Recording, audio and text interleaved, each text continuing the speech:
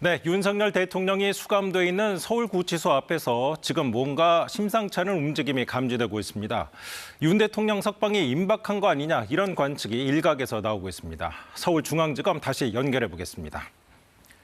네, 최유경 기자, 대통령이 석방되려면 검찰이 즉시 항고를 포기하고 석방 지휘를 해야 하지 않습니까? 발표된 소식이 있습니까? 네, 결론부터 말씀드리면 아직은 알 수 없습니다. 아직은 검찰의 공식 입장이 나오진 않았습니다.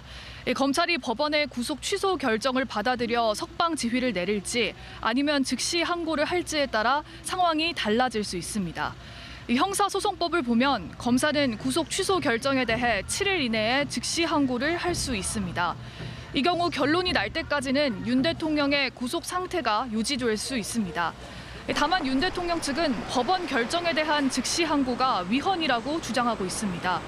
과거 헌법재판소가 구속 집행정지 결정에 대해 검사가 즉시 항고한 것을 위헌이라고 판단했으니 이번 구속 취소 결정에도 같은 논리를 적용해야 한다는 건데요.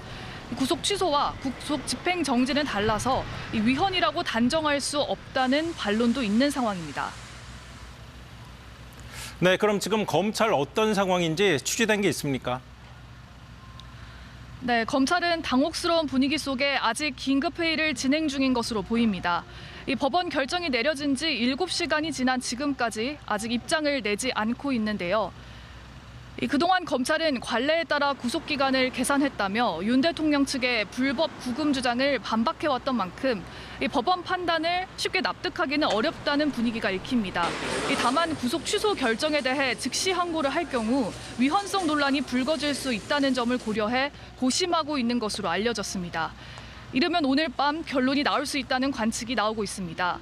윤 대통령 체포와 구속 과정을 주도했던 고위공직자 범죄수사처는 검찰의 즉시 항고 여부를 지켜보겠다는 입장을 냈습니다. 또 재판부가 공수처 수사의 위법성을 확인한 것은 아니란 점을 강조했습니다.